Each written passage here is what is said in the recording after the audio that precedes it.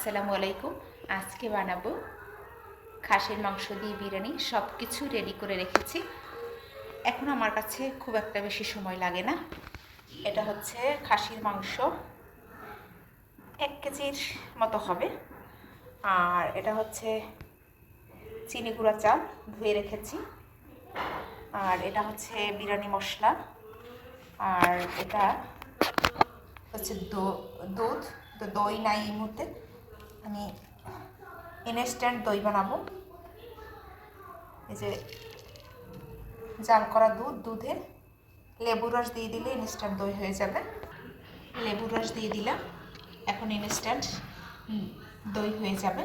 আর লাগবে কাঁচামরিচ। আর এখানে হচ্ছে ফ্রোজেন করা পেঁয়াজ কুচি, রসুন কুচি, আদার পেস্ট, এটাও ফ্রোজেন করা। আর হচ্ছে গরম মশলা, দারুচিনি, এলাচ, লবঙ্গ। আর লাগবে সয়াবিন তেল। আর এটা হচ্ছে ভাজা জিরের গুঁড়ো, ধনে গুঁড়ো, লাল মরিচের গুঁড়ো, আর হচ্ছে লবণ। এখন আমি এটা মাংসটা ম্যারিনেট করে দেবো। তার জন্য কি লাগবে, প্রথমে হচ্ছে টক দই দিয়ে দিচ্ছি। দিয়ে দিলাম টক দই। এরপর দিয়ে দিব যে বিরিয়ানির মশলা। এটা রেডিমেড বিরিয়ানি মশলা, বাজার থেকে কেনা।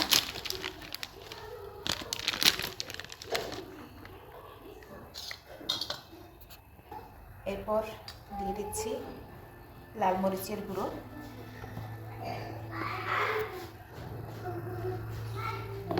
আর দিব ধনে গুঁড়ো, দিয়ে দিচ্ছি ভাজা জিরের গুঁড়ো, আর হচ্ছে পরিমাণ মতো লবণ। লবণটা একটু হাতে রেখেই দিতে হবে, কারণ পরবর্তীতে আবার যাতে দেওয়া যায়। বেশি হয়ে গেলে তো প্রবলেম। এখন সবগুলো মিক্স করে দিচ্ছি। ম্যারিনেট করে, সময় যদি না থাকে 10 মিনিটের মতো রেখে দেবো। ভালো করে ম্যারিনেট করে নিচ্ছি। ম্যারিনেট করে রেখে দিলাম 10 মিনিটের জন্য। যেহেতু 12টা বেজে গেছে, আমার হাতে সময় কম। ঘন্টাখানিক ম্যারিনেট করে রেখে দিলে সেটা বেটার হতো। রাইস কুকারে আমি পোলাওটা রান্না করব। এখানে আমি 1.5 মগ চাল নিয়েছি। আর ঠিক ওই একই মগের 3 মগ পানি দিয়েছি। তাহলে পোলাওটা একটু সফট হবে। আর ঝরঝরে খেতে চাইলে 1.5 মগ 3 মগের একটু কম দিতে হবে। আর হচ্ছে এখানে আছে লবণ, সয়াবিন তেল, আর হচ্ছে গরম মশলা। আর রাইস কুকারটা আমি অন করে দিয়েছি। অন করে দিলাম। এখন দারুচিনি দিয়ে দিলাম, এলাচ থেতো করে নিয়েছি সেটা দিয়ে দিলাম, আর দিয়ে দিচ্ছি লবণ। এখন এটা যখন টকবক করে ফুটে উঠবে তখন আমি চালটা দিয়ে দিব। পানিটা অলরেডি গরম হয়ে গিয়েছে, যে ধোয়া উঠতে শুরু করেছে। এখন চালটা দিয়ে দিচ্ছি।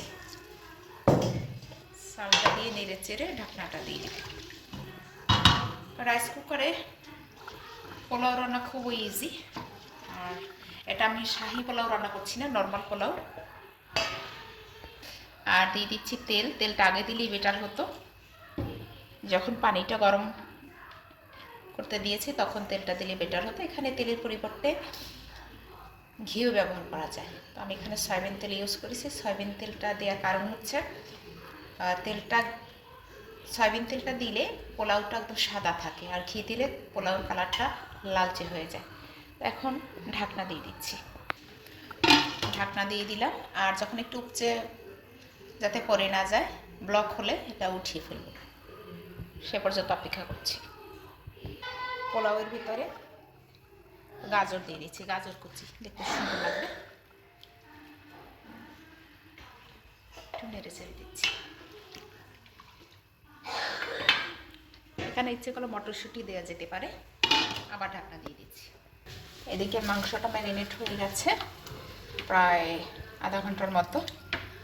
আর মাংসটা রান্না করবো আমি প্রেসার কুকারে। তো প্রেসার কুকারে তেল দিয়ে দিচ্ছি। প্রেসার কুকারটা অলরেডি গরম হয়ে গেছে। এখন তেল দিয়ে দিচ্ছি। তেলটা দিয়ে পেঁয়াজ রসুনটা আমি একটু লালচে করে ভেজে দিচ্ছি। আলাদা করে বেরেস্তা করবো না, লালচে করে ভেজে দিচ্ছি। পেঁয়াজ রসুনটা হালকা ব্রাউন শেড করে ভেজে নিয়েছি, সুন্দর একটা স্মেল পাচ্ছি। এখন ম্যারিনেট করা মাংসটা দিয়ে দিচ্ছি। বিসমিল্লাহ।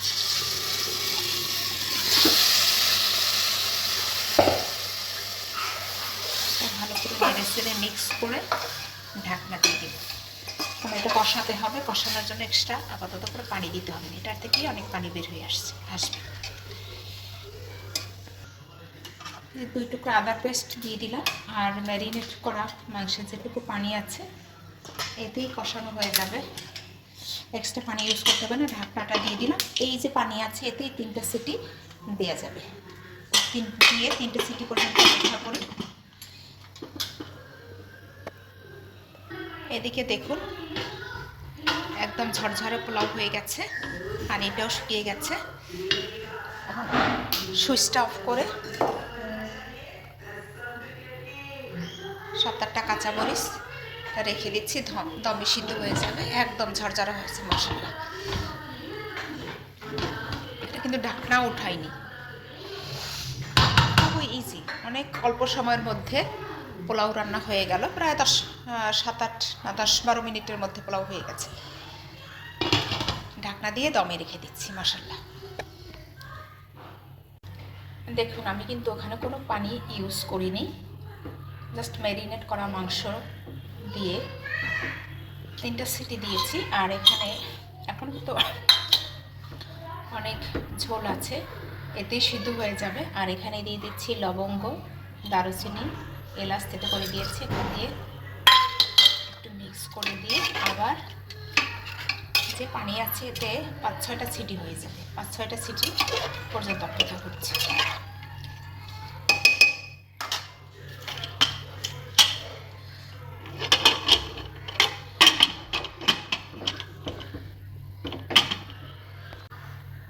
দেখুন 9টা সিটি দেওয়ার পরে এখনও কিন্তু একটু ঝোল আছে, তেলের অংশটা বেরিয়ে এসেছে, তো মাংস কিন্তু সিদ্ধ হয়নি। তো কষানো আমার হয়ে গেছে। প্রথম দিলাম 3টা সিটি, এরপরে দিলাম 6টা সিটি। রিক্স নেইনি, যাতে আরও 2টা সিটি দেওয়া যেত। এখন আমি দিয়ে দিচ্ছি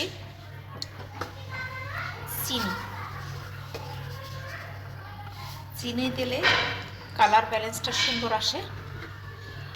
এখানে হচ্ছে বাদামের গুঁড়া, এই যে চীনা বাদাম খোসা সহই ব্লেন্ড করেছি, বাদামের গুঁড়ো দিয়ে দিচ্ছি।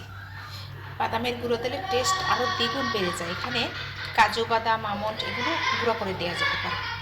দুধ দিয়ে পেস্ট করে দিলেও ভালো হয়, গুঁড়ো করে দিলেও প্রবলেম নেই। এটা দিয়ে দিচ্ছি। এখানে বাদামের যে পাউডার, এটা একটু পানি দিয়ে পেস্ট করে নিলাম, আর সাথে একটু পানি অ্যাড করে দিচ্ছি কারণ সিদ্ধ হওয়ার জন্য। খাসির মাংসটা এখনও সিদ্ধ হয়নি, 50% না 60% সিদ্ধ হয়েছে। বাকিটা অল্প একটু পানি দিয়ে দিলাম।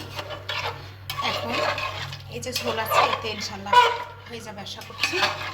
6টা সিটি পর্যন্ত অপেক্ষা করছি। আবার ঢাকনা দিয়ে 6টা সিটি পর্যন্ত অপেক্ষা করছি। 6টা সিটির পরে মাংসটা সিদ্ধ হয়ে গেছে। এখানে বলে রাখি, বাদামের পেস্ট দেওয়াতে কিন্তু নিচে লেগে যায়, তো এটা খুব কেয়ারফুলি দিতে হবে। বাদামের পেস্টটা দিতে হবে একদম হওয়ার 90% হবে, তারপরে দিলে ভালো হয়।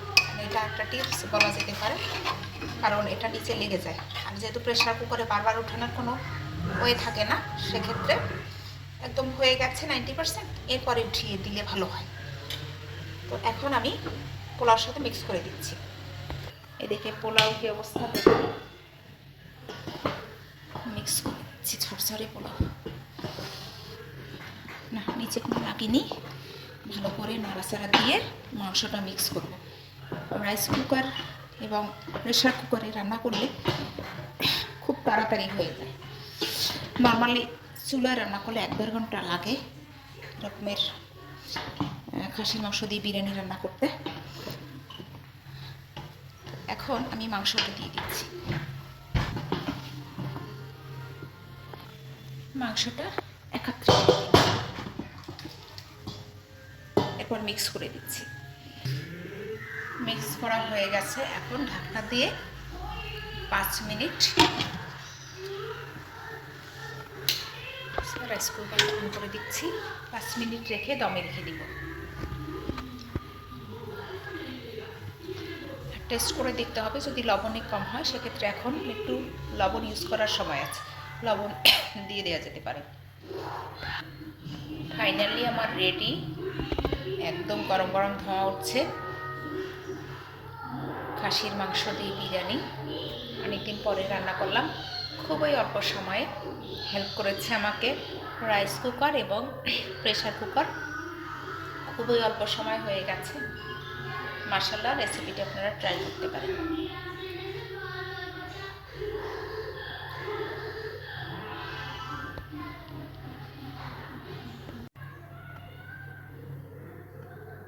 আজকের দুপুরের খাবার খাসির মাংসের বিরিয়ানি, নিজ হাতে রান্না করেছি। দেখতে যেমন চমৎকার, খেতেও মাশাআল্লাহ দারুণ।